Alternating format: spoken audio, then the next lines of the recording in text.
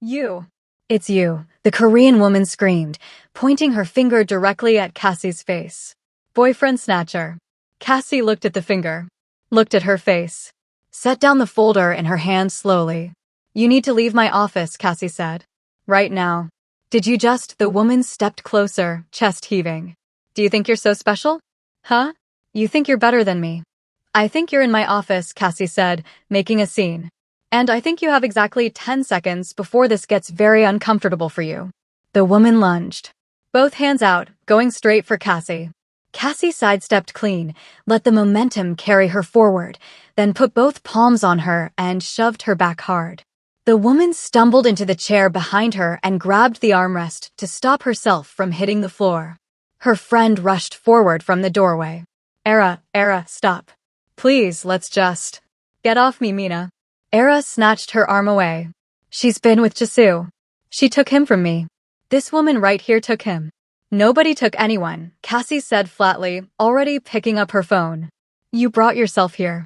She called the front desk. I need security in my office. Now. Era was still going, still pointing, still breathing like something had snapped loose inside her chest. Mina stood between them with her hands up, not sure which direction the next explosion was coming from. Cassie stood behind her desk and watched the whole thing with the kind of stillness that made Era even more furious, which was exactly the point. The door opened. Not security. Kang Jisa walked in, already saying her name. Cassie, I was in the area and I thought. He stopped. His eyes swept the room. Landed on Era. His entire face went flat. What is she doing here? That question hung in the air like smoke. And to answer it, we have to go back to where this all started. But before we go back to the moment everything between them exploded, subscribe to the channel if you love dramatic romance stories filled with unforgettable twists. Park Sun-ho's sister's wedding was the kind of event that made Cassie's phone ring for 3 months after. Every arrangement landed exactly where she placed it, every transition happened on time, every guest left with the feeling that they had witnessed something that could not have been an accident.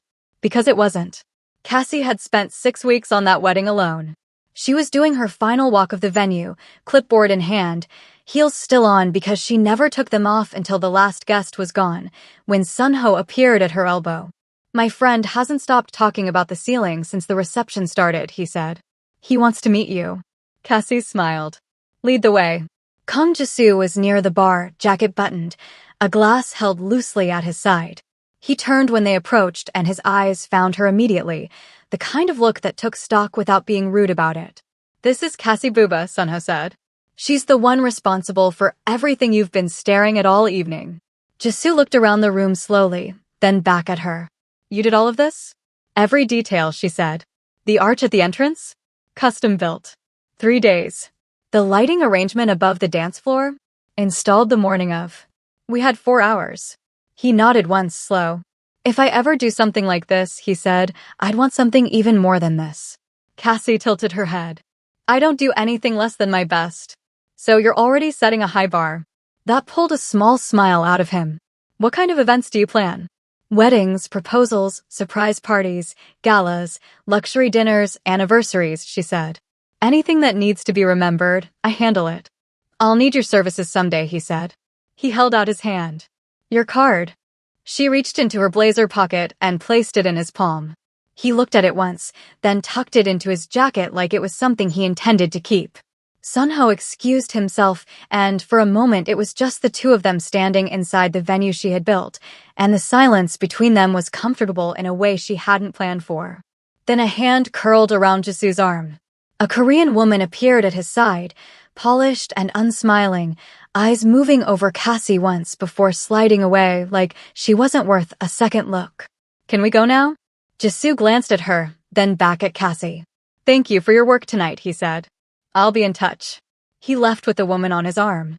Cassie watched them go for exactly 1 second, then went back to her clipboard. She had an event to close. Life moved the way it always did for Cassie.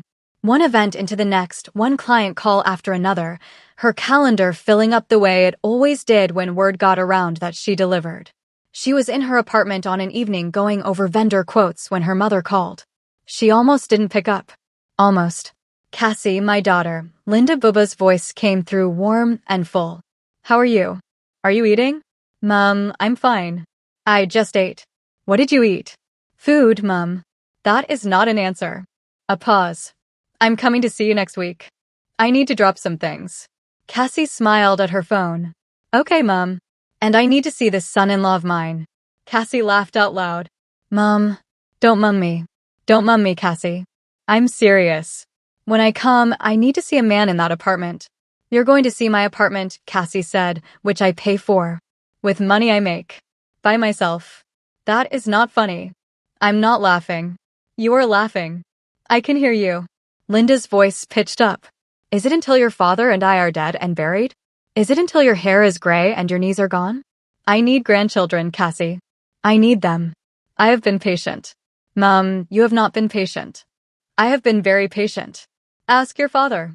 When the right one comes, Cassie said, mocking her own future words before her mother could, I'll know. Is that what you're going to tell me? That is what I was going to tell you, yes. Linda made a sound that was somewhere between a groan and a prayer. Lord, what did I do? Cassie was still smiling when she hung up. Across the city, Kang Jisoo sat in Sunho's living room with his ankle crossed over his knee and a look on his face that Sunho had learned to read over 15 years of friendship. That was the look of a man who had made a decision and needed someone to help him execute it. Say it, Sunho said. I want to propose to Era. Sunho put his cup down. Okay. I want it to be grand, Jisoo said. But not loud. I want it to feel personal. Intimate. Family's there, but controlled. I want her to walk in and feel like the whole world stopped for her. He paused. I don't know how to build that. Sunho leaned back. You need a planner. I need a planner. I know exactly who you need. Sunho looked at him. The woman from Ji-yeon's wedding. Cassie. The one you couldn't stop asking questions about. Jisoo was already standing. I still have her card. He went to his drawer, moved 2 things aside, and held it up. Cassie Booba. Event planning and design. Don't tell Era, he said without looking up. Obviously, Sunho said. I mean it, Sunho. Not a word. I said obviously. When are you planning to do it? Jisoo slipped the card into his pocket. I'm not telling you that either. Sunho threw a pillow at him. That evening Jisoo sat with Era on the couch, her legs across his lap, some show playing on the television that neither of them were really watching. She was talking about something that happened with her friend, and he was nodding at the right moments, and every so often he'd glance at her and smile. She looked happy. He thought soon. He didn't call Cassie. He went to her office himself, walked in without an appointment, and stood in front of her desk until she looked up from her laptop. You didn't call, she said. I don't explain things well on the phone, he said. She gestured to the chair across from her. He sat and laid it all out. He wanted to go to his girlfriend's house himself, pick her up, tell her he was taking her somewhere. No hints, no suspicion. Then he'd bring her to the venue where Cassie would have everything set. Family's already there. Flowers. Lighting. Something that felt like it had been built specifically for the 2 of them because it would be. Cassie listened without interrupting. When he finished, she opened her notebook. I'll need a timeline, she said. And a list of who's coming. And I'll need to know what she loves, what she hates, what makes her feel seen. I'll get you everything, he said. Then we have a plan, she said. He stood to leave. At the door, he paused. It needs to be perfect, Cassie. She looked up from her notebook. It will be. The night of the proposal, Jisoo drove to Era's apartment in a good mood. He had his jacket on, his hands relaxed on the wheel, music low. He was rehearsing nothing because he had decided he didn't want rehearsed words. He wanted to look at her and say what was true. He got to her building and went up. Era's apartment door was unlocked. Jisoo frowned slightly as he stepped inside. Era. No answer. The television was on somewhere deeper in the apartment, volume low. But underneath it, he heard something else. A laugh. Male. His eyes dropped toward the floor near the entrance. Men's shoes. Not his. Jisoo went still. Down the hallway, a floorboard creaked softly. Then Era's voice. Nervous. Wait. Something inside him turned cold. He walked toward the bedroom slowly. Very slowly. The door wasn't fully closed. He pushed it open. And saw Sunho. He stood there. He did not move. He did not speak. He did not make a single sound. Sunho looked up from the bed. Era scrambled. Both of them started saying his name at the same time. His hand moved to his side. Slow. Automatic. The way a hand moves when the body has been trained to respond before the mind catches up. His fingers found the shape beneath his jacket and stayed there for 3 full seconds. Then he exhaled through his nose. Not worth it. He pulled his hand away, turned around, and walked back through the living room and out the door without a word. Jisoo turned around, walked back through the living room, and left. He sat in his car for 40 seconds. Then he picked up his phone and texted his sister Soy, who was at the venue with both families waiting. Tell everyone to go home. It's cancelled. He didn't say anything else. He turned his phone face down on the passenger seat and drove. He went home and poured a drink and then poured another one and did not turn the lights on. His phone was on DND, but he could see the screen lighting up every few seconds. Era's name, Sunho's name, his mother, numbers he didn't want to look at. He left it face down. He picked up his phone once to text Cassie. Everything is off. Let me know if there's any remaining payment I owe you. Then face down again. He ended it with both of them in the same conversation. Called them both to the same place, stood in front of them, and said what he had to say without raising his voice once. If either of you comes near me, he said, or tries to reach me through anyone I care about, you will regret the day you thought that was a good idea. Era cried. Sunho tried to explain. Jisa left. She tried his mother, his sister, his cousins. Every door she knocked on got closed in her face because by the time she reached them, he had already told them everything. His mother did not want to hear Era's name again. His sister Soy, who had stood at that venue and watched families go home confused and heartbroken, had nothing to say to her either. Jisoo moved forward. It took time, but he moved. He ran into Cassie at a hotel lobby 6 weeks later. She was coming out of a venue walkthrough. He was heading into a meeting. They saw each other at the same moment and both slowed down. You ghosted a whole proposal, she said. I did, he said. Without an explanation. I know. She looked at him for a moment. Coffee? Coffee, he said. They sat across from each other in the hotel cafe, and he told her everything. Flat, direct, no performance. She listened the way she always did, without interrupting, without filling the silence with noise. When he finished, she was quiet for a moment. I'm sorry, she said. That's a painful thing. It was, he said. It isn't anymore. She nodded slowly. Good. Something about the way she said it, simple and certain, settled something in him. They stayed for another hour. Then another. The meeting he had came and went, and he didn't move from that chair. A week later, Cassie was overseeing a small corporate dinner at a rooftop venue when one of the waiters dropped an entire tray of champagne glasses near the entrance. The crash turned heads instantly. The young waiter froze in horror. I'm so sorry, ma'am. It's fine, Cassie said calmly before he could finish panicking. Nobody's hurt. Get maintenance and bring another tray. The waiter rushed off. Jisoo, who had arrived early for a separate meeting in the same building, watched the entire thing from nearby. Most people would have yelled. Cassie simply crouched slightly, picked one shard carefully off the floor before someone stepped on it, then stood again like nothing had happened. You never panic? Jisoo asked as he approached. Cassie glanced at him. Panicking in front of people only makes them panic harder. He looked at her for a moment, then smiled faintly. I think that's the first wise thing I've heard all week. That earned the smallest laugh from her. And for the first time since everything with Era, Jisoo felt something in his chest loosen slightly. After that, they found reasons to be in the same place. He called to check on an event she mentioned. She texted to ask about a venue he had once referenced knowing. He showed up at a gala she planned and stayed longer than he needed to. She let him. Weeks passed. Then one evening he was standing in her office after everyone else had gone home, and she was showing him photos from an anniversary dinner she had just closed, and he was standing close enough that she could feel the warmth coming off him. And neither of them was looking at the photos anymore. He looked at her. She looked back. Cassie, he said. Don't say something that changes things, she said, unless you mean it. I mean it, he said. She held his gaze for 3 full seconds. Then she smiled. And that was that. Era heard it the way people hear things they were never supposed to survive.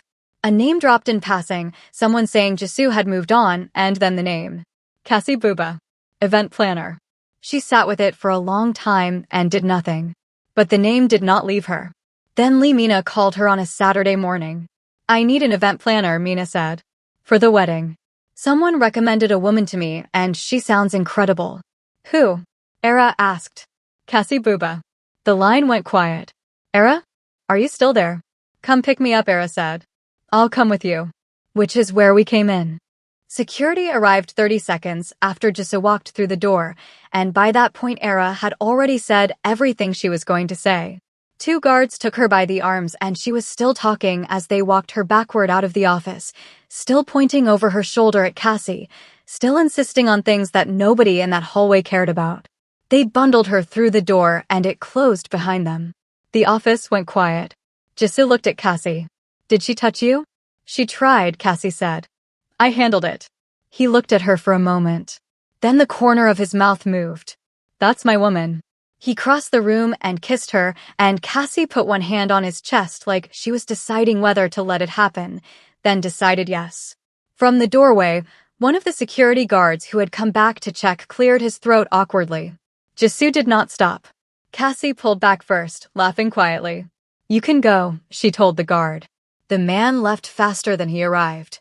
In the parking lot, Mina steered Era into the passenger seat and closed the door and walked around to the driver's side and got in and sat there. Era was still talking. She did this deliberately. She knew exactly what she was doing. She sought him out. Mina, I'm telling you, Era.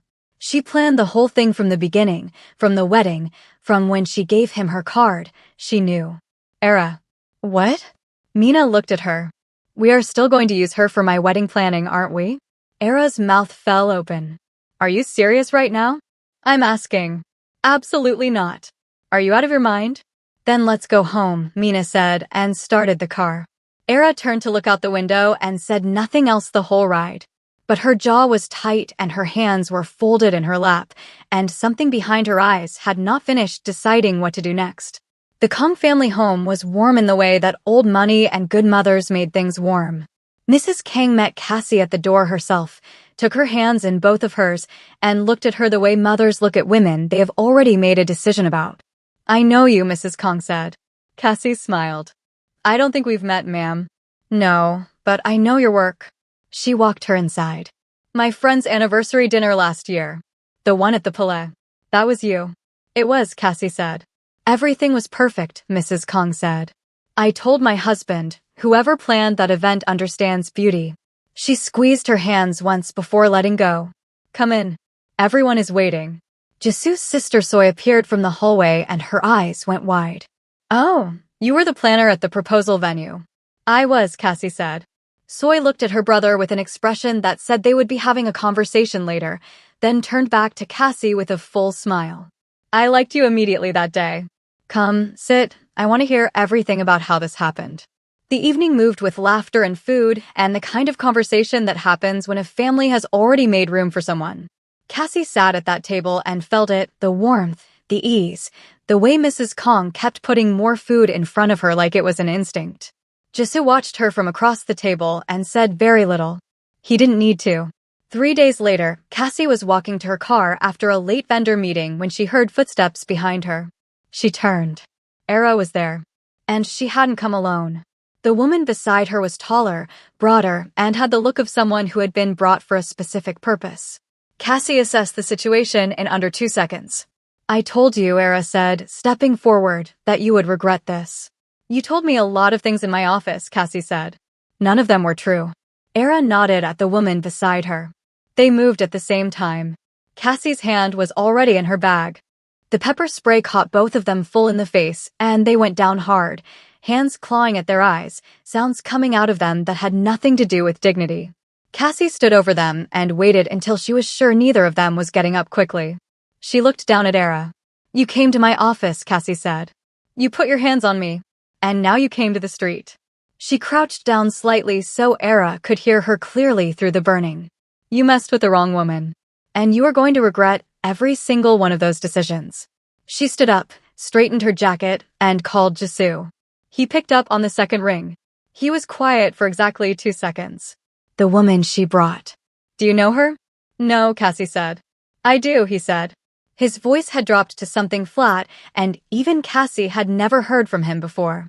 She won't be a problem again. Cassie didn't ask what that meant. She didn't need to. What do you want to do? He asked. I want her arrested, Cassie said.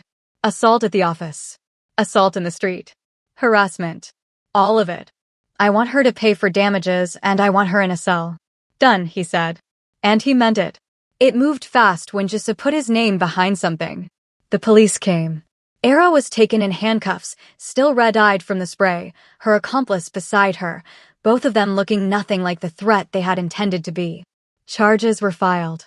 A court date was set. Damages were calculated. Before Era was processed, Jisoo stood in front of her one final time. He looked at her for a long moment. When he spoke, his voice was quiet. I was going to give you everything, he said.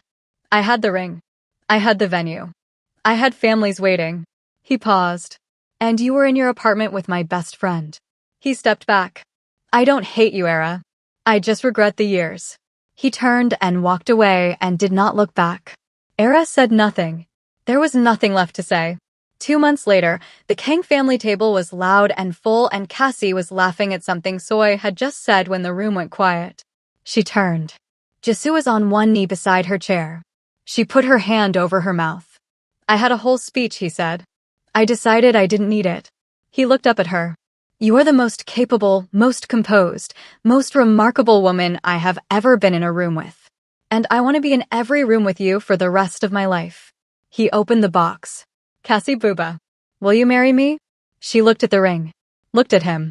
Looked at his mother across the table, who was already crying and trying to hide it. Yes, Cassie said. Obviously yes. The table erupted. Soy screamed. Mrs. Kong gave up hiding the tears. Jisoo slid the ring onto her finger and stood and pulled her into him and held on. The wedding was everything Cassie would have planned for someone else, because she planned it herself, and she did not do anything less than her best. And that's how the woman they called a boyfriend snatcher became the woman he chose forever. If you enjoyed this story, don't forget to like, subscribe, and turn on notifications for more powerful romance dramas, betrayals, and unforgettable endings. And tell me in the comments, if you were Cassie, would you have forgiven Era or had her arrested too?